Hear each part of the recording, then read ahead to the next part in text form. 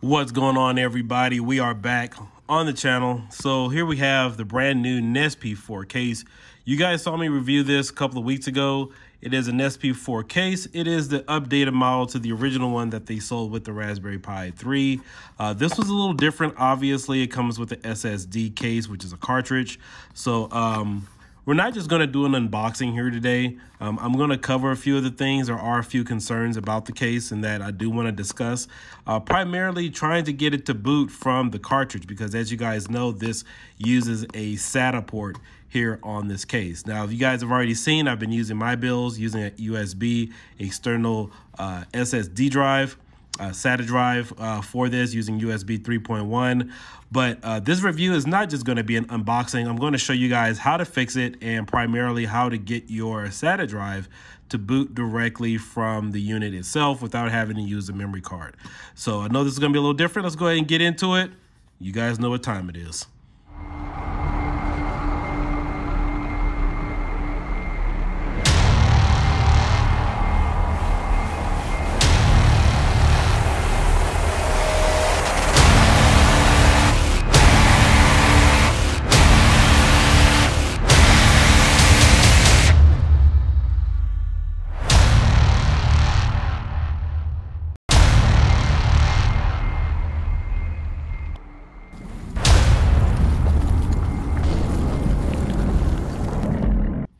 So here we have the Nespi 4 case. This retails for $39.99. Got this on Amazon a few weeks ago. So let's go ahead and open it up.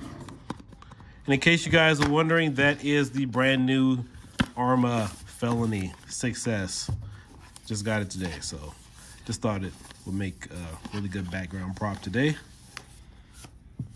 Okay. So obviously that's the unit. And then I think there are a few extras in here. So according to some of the homies out there, there are two different model types. Some of these don't have this additional adapter. I'm not sure if this is it, but I know there's some of the Amazon advertisements comes with an additional plug adapter. So if you guys aren't familiar with this is, that's what this is. So I wasn't aware originally that there were two different models, but obviously some of us are just getting these. And let's take a look at the power requirements. So I'm going to pay attention to a lot of the things in this review that are very important that you guys should pay attention to because it will affect the performance of your build. So let's take a look here. This one's 5 volt, 3 amps, so that's fine. I know the standard Raspberry Pi power supply is 5 volts, 3.1 amps. So I've just been talking to a few of the guys in the community, and we thought that may have been a concern, but apparently it really isn't. So yeah. All right.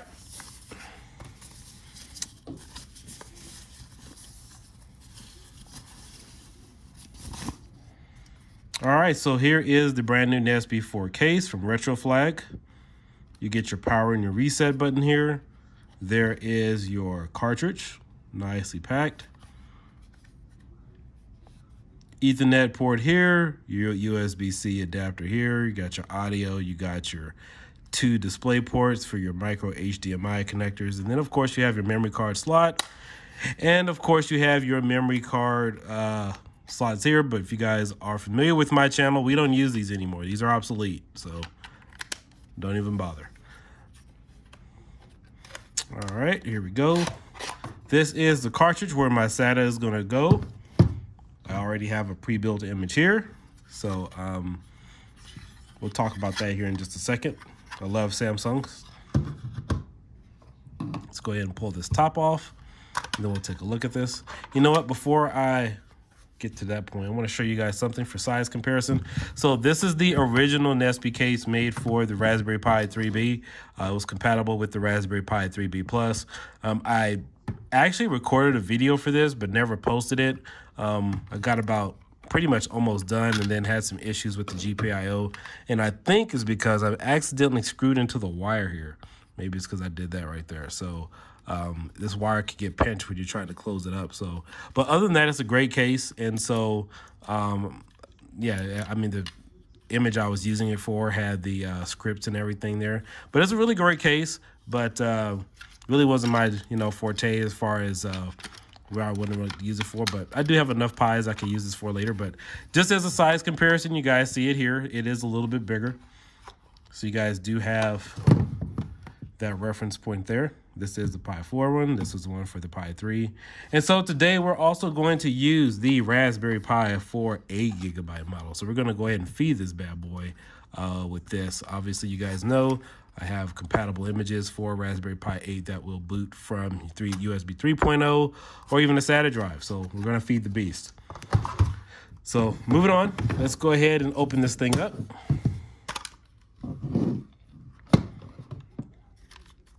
And as standard, the standard RETROFLAG cases comes with a screwdriver, and it comes with, this one's a little bit more higher quality than what they've had for the previous one.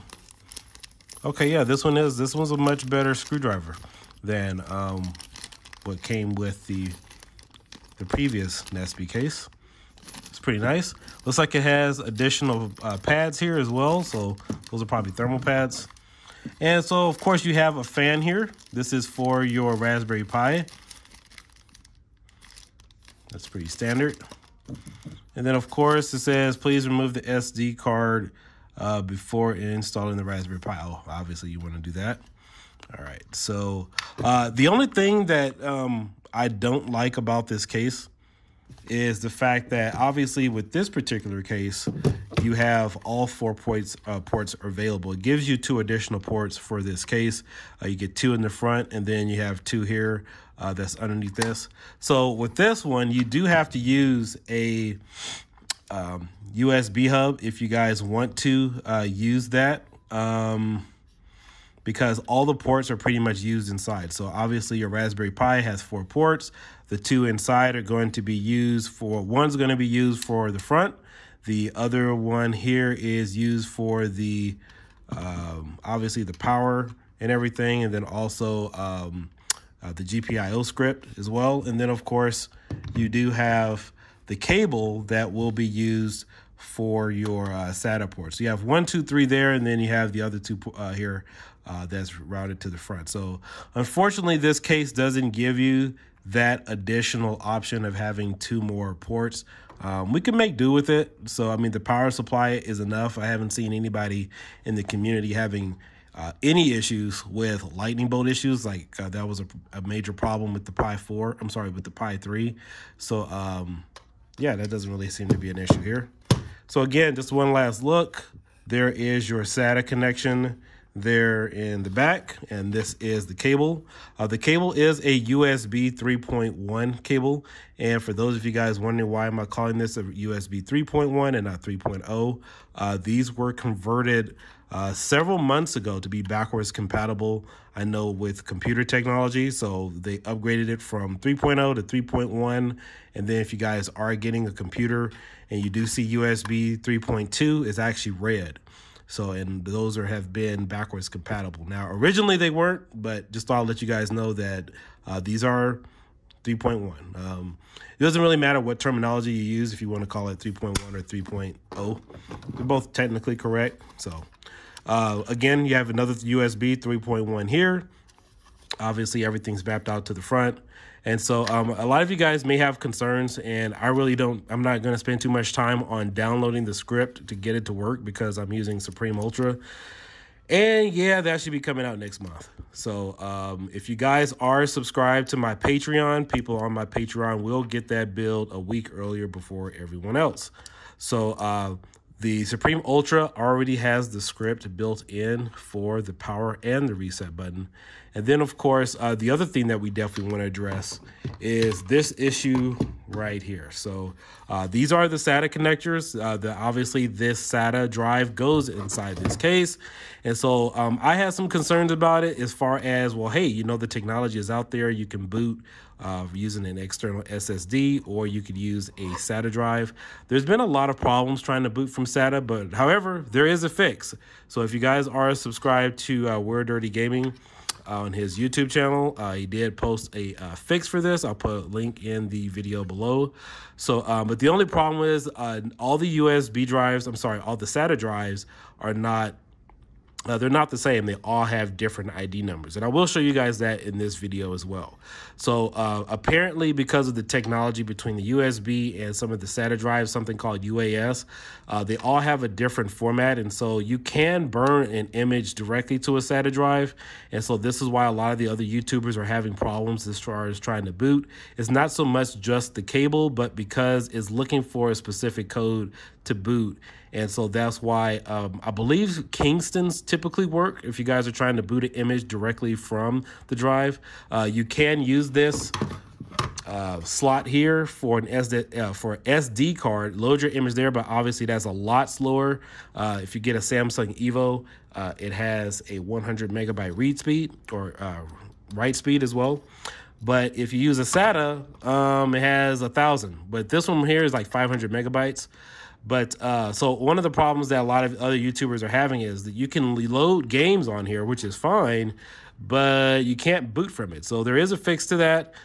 We are looking into a universal script because the more people have this case and the more people who are trying to boot from SATA drives, we could kind of get a better idea about what code needs to be entered in so everybody can boot from their SATAs. And that way you won't need this SD drive or SD card. But in this video, I won't need it. So I just thought I'd let you guys know that for a point of reference. So, all right, let's go ahead and get this thing assembled and let's take a look at it.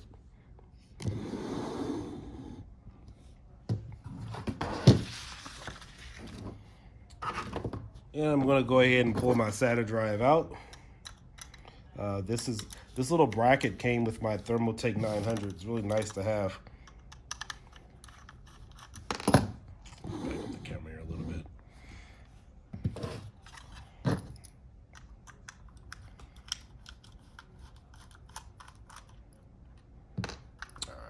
Make sure I can't lose those. And this little thing here, this is the Nintendo cartridge. It just pops open. This one is really nice. Also, too, make sure you guys check out Restalgia's channel. He has a really good channel and review on the SATA drive, or actually on this Nespi case. So let's go ahead and take a look. As you see, it fits flush. I have screws here. Let's go ahead and move this out so you guys can see it. All right, so as you see, there's 4 notches here. We're gonna go ahead and line that up with the SATA drive. You just place it in there like so. It stays in there perfectly fit. And then you go ahead and you slap the cartridge together. It's pretty nice, you know. Wish those were around years ago when Nintendo was just starting out, but it's amazing how this stuff works out, right? All right, so there you have your cartridge. And this is a 128 gigabyte, 120 gig SATA drive here, Samsung Evo. This is actually the first gen. It was actually the first one I got back in 2014, right after they first came out. So yeah, that'll run pretty well. So let's go ahead and get our Pi in here. And this is all situated.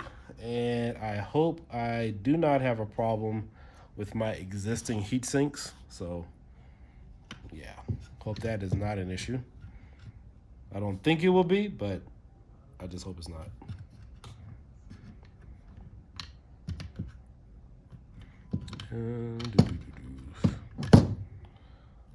Let's see here. I'm going to stick this one in USB 2.0. And also, too, just to let you guys know, since if you are watching this video and you are new to the hobby, when you are booting from the USB 3.0 or the SATA drives, make sure you don't have your keyboard plugged in to that because it will mess up the boot sequence. So just FYI. You know, I'm looking at this and this is a very, very tight fit from a design standpoint. So if you guys look, obviously I have 3 cables that's going to go here. So apparently you can't use that bottom one. So you'll be using the 3 USB ports. You won't be using the bottom USB 2.0 at all. So didn't really foresee that coming. I haven't seen anybody else really mention that, but from a design standpoint, it doesn't look like you'll be able to use all 4 of those slots. So, oh well.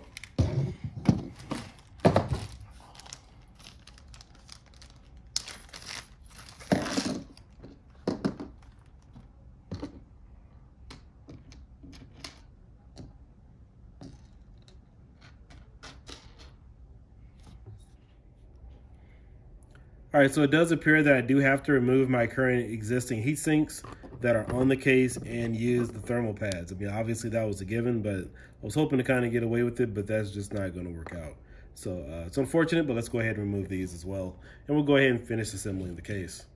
I was able to safely remove my heat sinks. Perfectly fine. So now we're going to go ahead and install our cables here.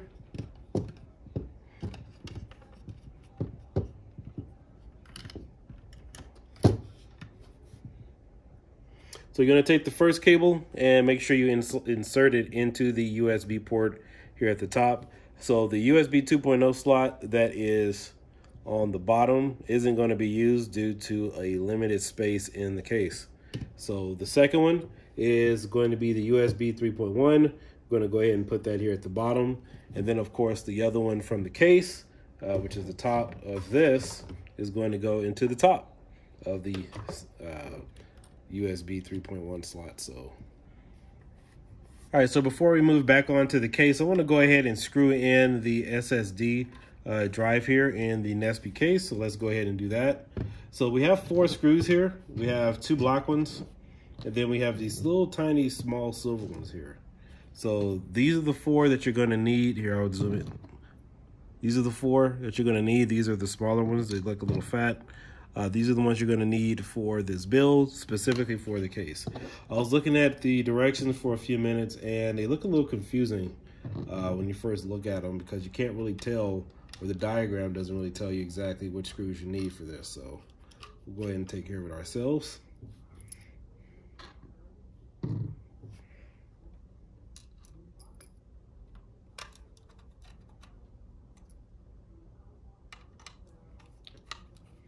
Actually, I think those are the wrong ones, so let's go ahead and use these here. Yeah, these fit perfectly. So these are the ones that I'm using there. Then we're going to grab these little tiny small ones. Again, personally, I don't think the direction is really specific, but after you look at them for a few seconds, it starts to make sense. And this itty bitty little tiny one here is the other one. So let's go ahead and get that assembled.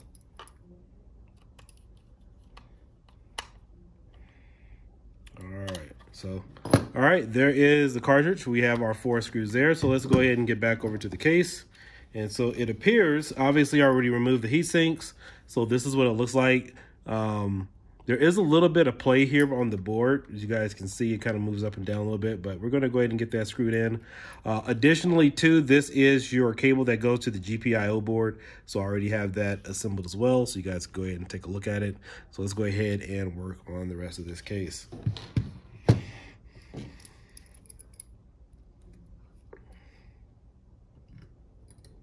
And I hope these are the right screws, because I don't see which other ones I can really use here.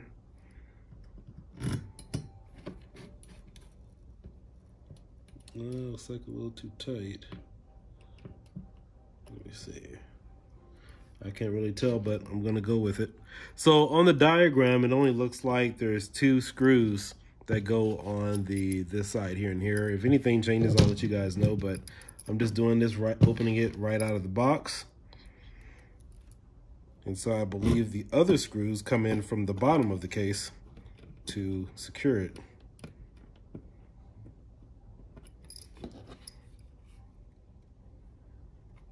If I made a mistake, I'll go back and do it. But again, I'm just kind of trying to figure out what the diagram says. All right. I'm not going to screw those in yet. Let's see how this fits. Just want to see something. Okay, so these come all the way through. Perfect. Just wanted to double check.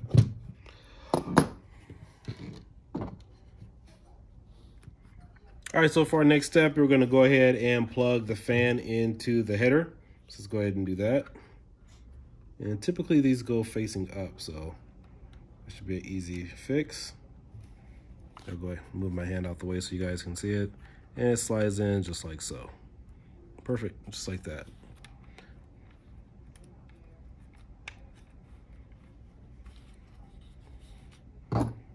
I'll make sure these screws are tight. Yeah, nice and secure. All right, so let's go ahead and put the top on this. We have our cable, so we're gonna go ahead and put our cable here. And again, this one is the one that reads to the SATA connector. So again, totally different design from the other Nespi case where you could utilize all 4 ports. So this one of the ports for the Raspberry Pi are not being used. So kind of unfortunate, but it is what it is. Okay. And let's go ahead and let's see, I'm gonna map this out. Make sure it's not too tight. There we go. Got everything fully assembled. So let's go ahead and run these screws through really quick, and then we'll be all set.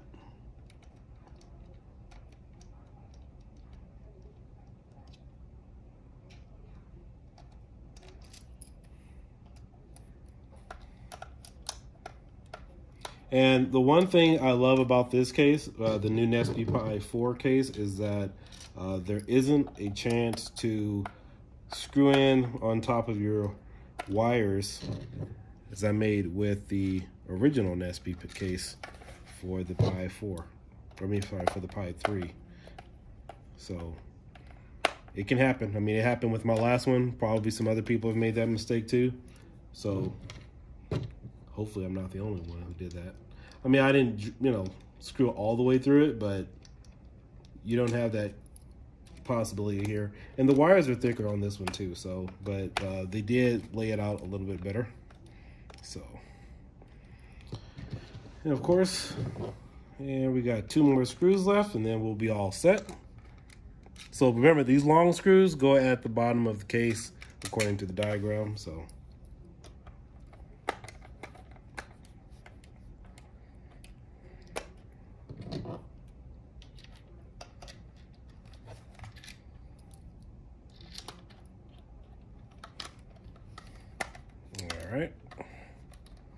all right, so we got that one nice and tight. Let's go ahead and insert our cartridge. So as you guys see, once again, that's where the cartridge is gonna go. Let's go ahead and get this thing plugged in. Now I have 2 additional screws here. Don't know what these are for, what I'm gonna use them for, but whatever the heck it is, hey, I got some extra ones here. It's kind of like taking your RC car apart, you put it back together and you have some extra screws, all right? All right, let's see here, we got our cartridge. All right, so let's go ahead and get our image booted up and we'll take a look at it. Oh, it looks like I have some additional heat sinks here that I could have put on my case. So you know what, I'm gonna go ahead and install those before we go ahead and move on to the next segment. I didn't even see these here. And then of course, this is of course a HDMI adapter straight from the HDMI port to HDMI. So you guys do get this if you are ordering on Amazon. But I'm not sure if every company is offering this. So I think this is one of the things a few people have maybe that I've talked to have actually mentioned. So let's go ahead and take a look at it. I'll go ahead and get this done and then we'll go ahead and get the image booted up. Okay, so here we have the Nespi case fully assembled. And I believe these are just stickers. So I don't believe these are pads. I've seen a few of the other videos. I know a couple of the other guys who got demo units. They didn't get these additional gold pads with eBay. So these look like stickers because these are actually metallic too in nature. So I know you guys can't really tell here, but these are pretty, yeah, these are pretty hard as far as the background. So I'm gonna save these. I'm not exactly sure what they're for. I already have thermal pads on there, so I'm not really worried about it. So again, just as a final quick look, here we have the original Nespi case that originally launched for the Raspberry Pi 3B. And then of course, over here, we have our Nespi 4 case from RETROFLAG.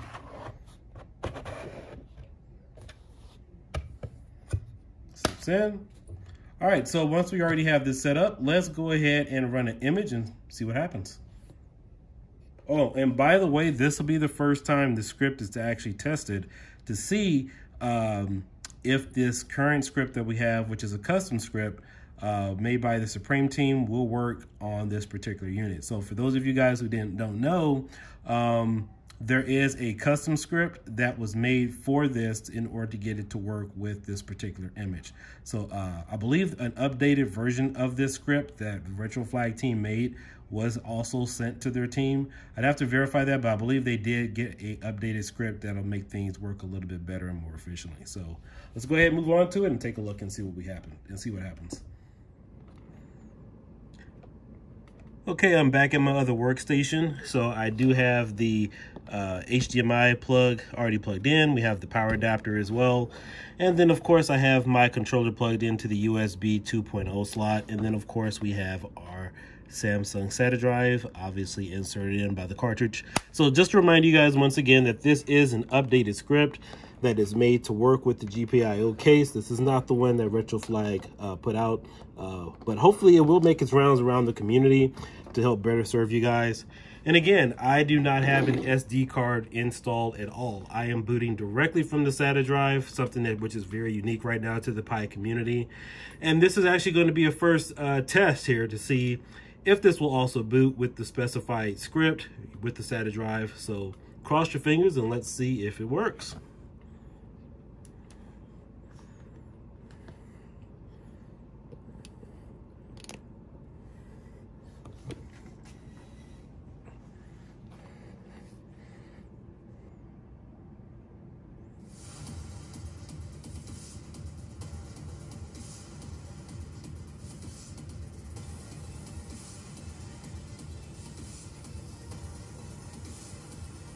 And voila, there you guys have it.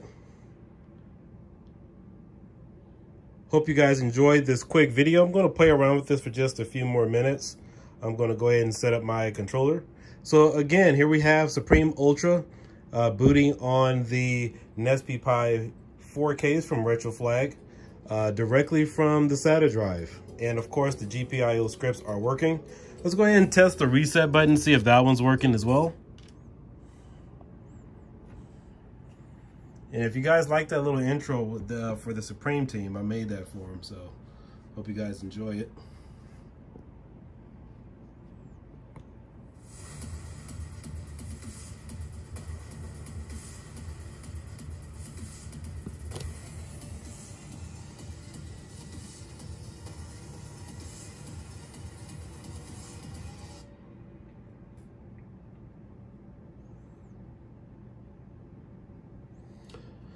All right, hope you guys enjoyed this video and tutorial. Please consider liking or subscribing to the channel here. Every little thing you guys do, interaction really helps the channel grow.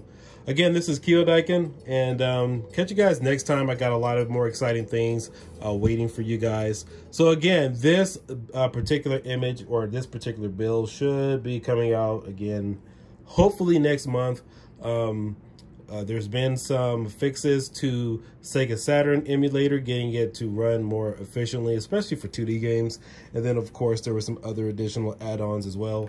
Just doing some final tweaks to it. And so, again, guys, thank you guys for tuning in. Thank you guys for joining. And I hope you guys found this review very helpful and this thorough walkthrough about how to get your Nespi Pi 4 case up and running with RetroPie. Catch you guys later. Peace.